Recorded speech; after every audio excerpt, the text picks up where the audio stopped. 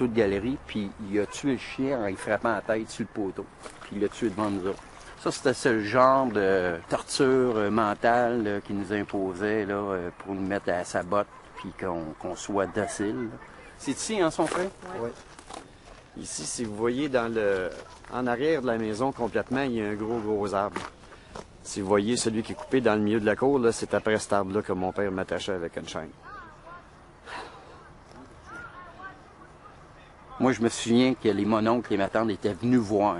Ça, je me souviens très bien comme c'était hier, parce qu'il avait pris le téléphone, puis il les appelait, puis il disait « Venez voir le beau chien que je me suis acheté ». Mais le beau chien, c'était mon frère qui était attaché en arrière. Puis ils sont venus, puis ils ont tout regardé, puis ils ont tout trouvé ça bien drôle, pendant que mon frère il était assis, écrasé, à moitié abattu, avec des bleus sur le corps.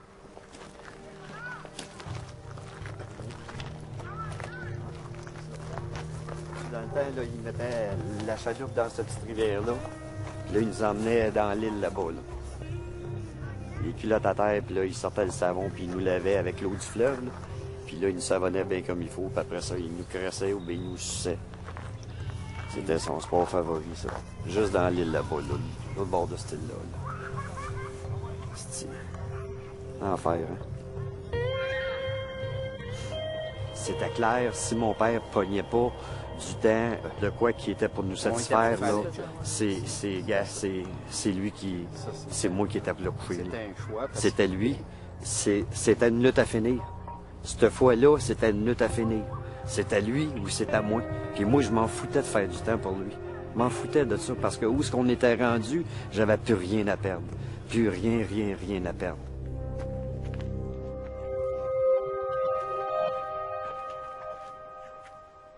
Carole et Philippe ont été violemment agressés par leur beau-père. Leur mère est même devenue complice des orgies. 7 ans de prison pour le beau-père, 5 ans pour la mère. On est resté là 11 ans.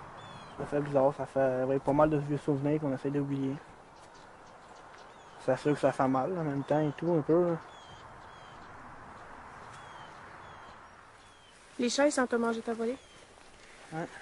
Ben, il y a une journée, mon frère, il a pas mangé tout ce qu'elle avait fait parce que c'était pas mangeable. Puis elle l'a poussé à terre avec la chaise.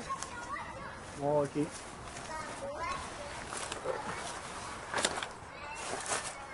Les trucs. Les trucs. C'est tout nos jouets. Toutes nos affaires sont là. Tout est là. Où que je me suis fait le plus abuser, c'est dans ma chambre. Puis ma mère faisait semblant de dormir sur le divan. Elle disait qu'elle dormait, mais je suis sûre qu'elle dormait même pas. Puis après ça, ça a commencé avec nos amis. Dans la piscine. Après ça, ça a commencé au strip poker. Lui, il nous faisait boire du vin. Puis il nous faisait prendre de la drogue. C'était tout le temps comme ça. Et qu'on était sous puis gelés. Je pense que la seule place qui m'a pas abusé dans ce cabane-là, c'est sur le balcon. Il me l'a fait partout. Après ça, ça a été dans le camping aussi. Là, à ce moment-là, ma mère participait. J'aurais aimé ça comprendre. Qu'est-ce qu'on avait fait de mal pour qu'il nous fasse ça. Lui, il a été déchiré du rectum, puis moi, j'ai été déchiré du vagin, là. Moi, faire l'amour aujourd'hui, j'ai beaucoup de misère. Fait qu'il se fasse faire comme qu'il nous a fait. Puis elle avait... C'est chouette qu'il se fasse faire la même putain d'affaire, là. Qu'il sache c'est quoi, là. Et qu'il ait osé faire ça au plus jeune. Ça, faudrait jamais que je le voie. Que je le croie jamais. Parce que sinon, c'est jeu, il va se ramasser sur pied de terre. Qu'il le fasse, qu'il me l'ait fait, je suis capable de le prendre. Mais qu'il ait touché aux autres, là, non. Ça, c'est un pardon qu'il n'y aura jamais. Puis qu'il va crever le Christ, ça, je peux jurer ce matin. S'il crève pas dans le dedans, il va crever de mes propres mains, ça, je peux jurer. Mes frères et mes soeurs, pour moi, c'est mes perles.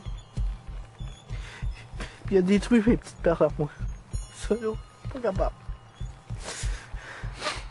Mais il va le regretter. Je te jure qu'il va le regretter. Si je le pogne, il va vivre le calvaire, je te jure. Il va savoir c'est quoi, lui. Ça fait Christine va aller d'aplomb. Il va savoir c'est quoi, je te jure. Que je le vois jamais.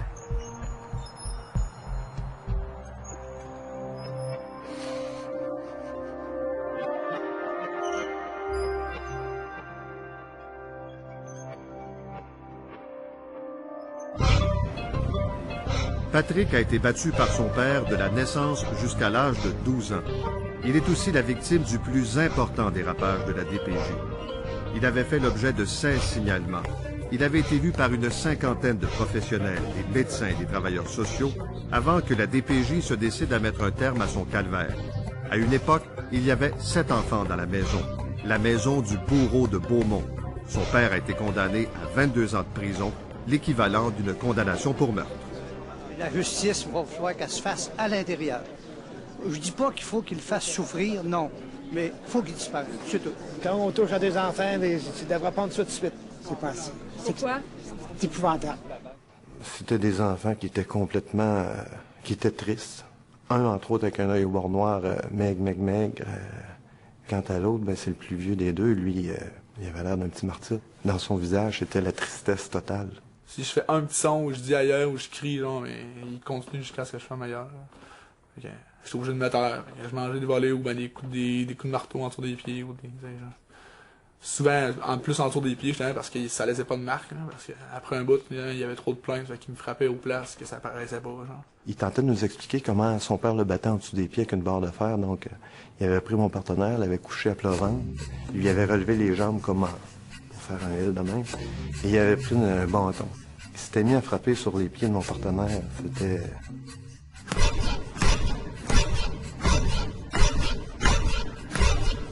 Avec une violence pour un enfant de 7 ans, là, c'était... On était surpris de ça. Une agressivité dans le visage, puis il frappait, puis il frappait, puis il frappait, pour démontrer comment son père faisait. Des fois, ça pouvait durer, dans le fond, toute la journée, des fois, quand ça arrêtait jamais. Là, aussitôt qu'il repassait à côté de moi, parce que, genre, si je faisais pas du ménage, je faisais le piquette.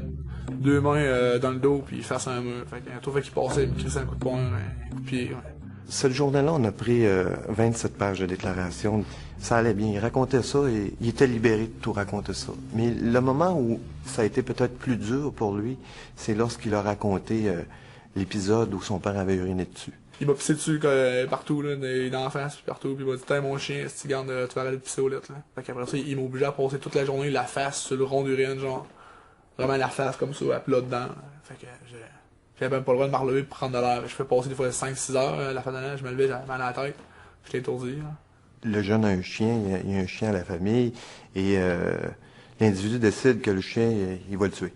Il est allé sur une branche d'arbre, il a emmené un marteau, il l'a pendu après l'arbre, et là, le chien, il voulait pas mourir. Et pendant que le petit gars tient la corde dans l'arbre, son père est en bas, en train de donner des coups de marteau sur le chien pour en finir avec le chien. J'ai pas le droit de pleurer. J'avais pas le droit, fait que je pleurais pas. Si je pleurais, c'était pire encore, fait que je pleurais pas, c'est tout. Moi, je suis pas un gars qui pleure encore, là, puis je pleurerai jamais. Là. C'était régulier que ces enfants-là, entre autres le plus vieux, mangeait des volets, parce qu'il y avait volé de quoi dans le frigidaire. Parce que prendre de quoi dans le frigidaire, chez eux, ça s'appelait voler de la nourriture. Je me lève, genre, je vais à l'école, sans manger. Le midi, je dîne pas plus. Puis le soir, ben, je rentre, je mange pas plus. Là. Des fois, je peux manger une sandwich au beurre de pinot en 3-4 jours. Là. Pour boire, des fois, quand je buvais dans la cuvette de toilette. Là. Genre, je me cachais pour boire là. Genre. Ou ben, je mangeais du dentifrice en cachette. Au moment donné, genre, on venait juste d'emménager, puis ça faisait un bon bout que j'avais pas mangé. Puis dans mon garde-robe, j'ai trouvé une boîte, il y avait de la mélasse puis du vinaigre. Fait que je buvais du vinaigre, puis je mangeais de la mélasse. C'était pas bon, genre, mais tu sais. Quand je suis rentré en centre d'accueil, j'avais 13 ans. Puis sur le dossier, là, quand ils ont fait l'examen de moi, là, ils ont dit que j'avais le pouls d'un gars de 6 ans à 13 ans. Ce que j'ai vu, c'est que souvent les gens fermaient le dossier parce qu'il n'y avait pas de preuves, ou ils croyaient que c'était la mère qui était violente, puis que le père, il contrôlait la situation. Ils croyaient ça. Comment ils me faire croire ça, je sais pas, là, mais... C'est une personne d'abord que je vois régulièrement à l'église. C'est une personne qui s'est offerte pour être bénévole, pour tondre le gazon, ben des petits travaux manuels. Puis c'est une personne qui me semblait même des fois inoffensive, alors même vulnérable à certains aspects. Alors ça m'a surpris beaucoup. Dans le village, tout le monde se pose la question, comment une histoire aussi sordide a